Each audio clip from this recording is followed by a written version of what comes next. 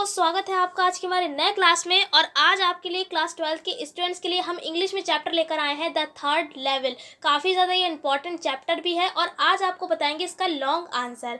इस चैप्टर के राइटर हैं जैक फिनी। अब देखिए, कई क्लासों में हम आपको ये बात बता चुके हैं कि अगर आप कोई भी लॉन्ग क्वेश्चन लिख रहे हैं, लॉन्ग आंसर जो लिख रहे हैं, उसमें आप इंट्रोडक्शन अगर आप लिखेंगे तो काफ़ी ज़्यादा अच्छा होगा उस लॉन्ग आंसर को लिखने के लिए। ठीक है, आपने इंट्रोडक्शन लिखा, उसके बाद आपने जो क्वेश्चन में पूछा जा रहा है वो आपने को लिख देना है। ठीक है, अब आप इंट्रोडक्शन में क्या लिखेंगे? अगर आप वीडियो को पहली बार देख रहे हैं तो बता देते हैं, इंट्रोडक्शन जो होता है वो सभी चैप्टर में सेम ही लिखा, यानी सभी लॉन्ग क्वेश्चन में सेम ही इंट्रोडक्शन लिखा जाता है। अब इंट्रोडक्शन में लिखेंगे क्या? उसमें ज़रूरत पड़ती है चैप्टर के नेम की और साथ ही साथ राइटर के नेम की। इसलिए हम कई क्लासों में बात कह चुके हैं कि आपको सभी चैप्टर के राइटर के नेम और चैप्टर के नेम याद होने चाहिए।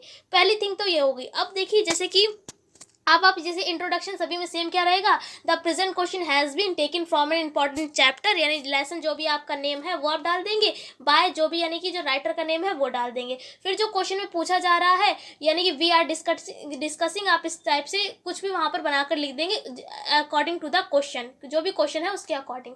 उम्मीद करते हैं कि आपको समझ में आ गया होगा। अगर नहीं समझ में आ रहा है तो जो हमने लॉन्ग क्वेश्चन पिछले क्लासेस में बना रखे हैं, अगर आप वो देखेंगे तो आपको पूरा समझ में आ जाएगा। फिलहाल इस क्वेश्चन में तो हमने इंट्रोडक्शन नहीं लिखा है, बट आप चाहें तो लिख सकते हैं। फिलहाल अगर आप इंट्रोडक्शन लिखते हैं तो आपको यहाँ पर हेडिंग बनाने भी पड़ेगी, क्योंकि इंट्रोडक्शन के बाद आप यहाँ पर जो क्वेश्चन पूछा जा रहा है उसका आंसर तो आप लिखेंगे, तो आंसर में आप कुछ भी हेडिंग बनाकर लिख सकते हैं अकॉर्डिंग टू द क्वेश्चन। अब देखिए, पहला क्वेश्चन यहाँ पर हमने ये लिख रखा है कि डू यू सी, यानी कि आप देख सकते हैं एंड इंटरसेक्शन, इंटरसेक्शन का मतलब होता है mail of time and space in the story. ठीक है, तो यहाँ पर क्वेश्चन में कहा जा रहा है कि क्या आप देख सकते हैं जो यहाँ पर इस स्टोरी में, इस कहानी में जो समय है और जो स्थान है उसमें क्या कुछ मेल है? तो देखिए, अगर आपने ये स्टोरी नहीं पढ़ी है तो कोई बात नहीं, हम डिस्क्रिप्शन में एक पीडीएफ देंगे जो कि है मास्टरमाइंड के मॉडल पेपर की। ठीक है, मास्टरमाइंड का जो मॉडल पेपर है उसमें बहुत ज़्यादा आसान तरीके से बहुत छोटी सी समरी लिखी हुई है इस चैप्टर की। इस चैप्टर की क्या, जितना भी लिटरेचर में चैप्टर है उस सभी की उस पीडीएफ में दे रखे हैं चैप्टर। आप चाहें तो वहाँ पे शॉर्ट लॉन्ग उस मॉडल पेपर की सहायता से कुछ भी पढ़ सकते हैं। साथ ही साथ वहाँ पर आपको समरी पढ़ लेनी है, जिससे कि आपको चैप्टर समझ में आ जाएगा।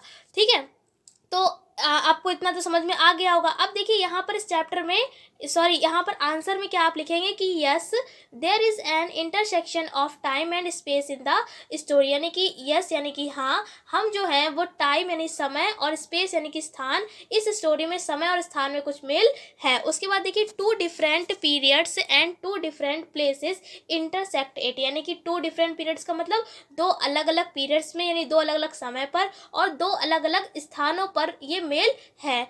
उसके बाद देखिए लिखा है one day Charlie reach the third level. अब अगर आपको नहीं पता है, नहीं पढ़ा है चैप्टर, तो कोई बात नहीं है, बता दें इस चैप्टर में आपको चार्ली वहाँ पर होगा, चार्ली है और उसका फ्रेंड है यानी कि सैम। जो चार्ली होता है वो थर्ड लेवल पर पहुँच जाता है और जो उसके बाद जो उसका सैम दोस्त होता है वो भी वहाँ पर पहुँच जाता है। ठीक है, तो चार्ली है वो कहाँ पर पहुँच गया है, थर्ड लेवल पर पहुँच गया है। उसके बाद देखिए, he finds that he has reached the pass the time in is 1894, यानी कि उसने क्या पाया है कि वो कहाँ पहुँच गया है, पास टाइम में, यानी कि जो भूतकाल है, जो पुराना समय जो बीत चुका है, यानी वहाँ पर वो पहुँच गया है। और वो टाइम कब का है, 1894, यानी कि वो 1894 में पहुँच गया है। Although the station is the same, यानी कि ऑल्थो का मतलब यद्यपि, स्टेशन तो सेम है, यानी कि कुल मिलाकर जो जिस टाइम में वो था, प्रेजेंट टाइम में वो स्टेशन तो सेम था, yet the place is old, लेकिन जो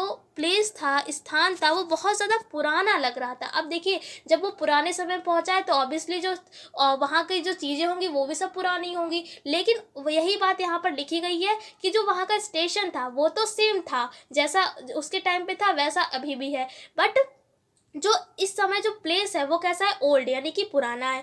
ऑन द प्लेटफॉर्म, यानी कि प्लेटफॉर्म पर he sees people dressed in Victorian style, यानी उसने क्या देखा प्लेटफॉर्म पर, वो प्लेटफॉर्म पर था और उसने क्या देखा कि जो लोग हैं वो विक्टोरियन स्टाइल में है, यानी कि जब विक्टोरिया के ज़माने में जिस तरीके से लोग कपड़े पहना करते थे उस स्टाइल में सब लोग हैं।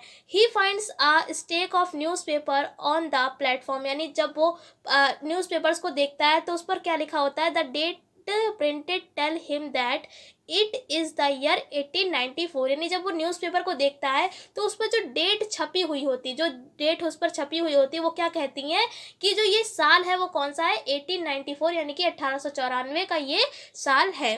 उसके बाद देखिए लिखा है ही ऑफर्स सम सेम नोट्स। फिर ये वो क्या करता है, पढ़ लेते हैं पूरी लाइन फिर आपको बताते हैं।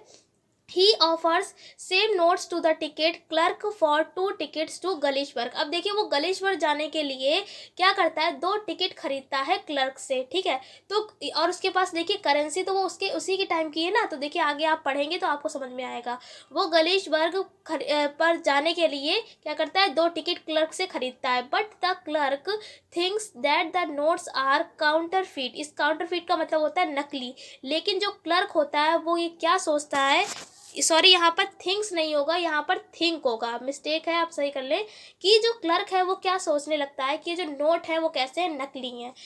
अब आप खुद सोचिए, जैसे कि जो अभी प्रेजेंट टाइम पर जो करेंसी हमारी चल रही है, ऐसा तो है नहीं बहुत ज़्यादा पुराने समय पर यही करेंसी चलती होगी, तो ऐसा नहीं होता है। तो ऐसा ही यहाँ पर इस चार्ली के साथ भी हुआ, क्योंकि वो प्रेजेंट टाइम का था और वो कहाँ पहुँच गया था, पास्ट में पहुँच गया था। कब, 1894 में। तो क्या था, जो उसके पास जो करेंसी थी वो वहाँ पर चल नहीं रही थी, और जो वहाँ का क्लर्क था वो क्या समझ रहा था कि ये जो करेंसी यानी जो नोट दे रहा है वो कैसे है, नकली नोट है। उसके बाद देखिए because these are modern currency notes, क्योंकि देखिए यहाँ पर साफ साफ लिख भी दिया है, क्योंकि ये जो करेंसी है वो कैसी है, मॉडर्न करेंसी है। मॉडर्न का मतलब आधुनिक।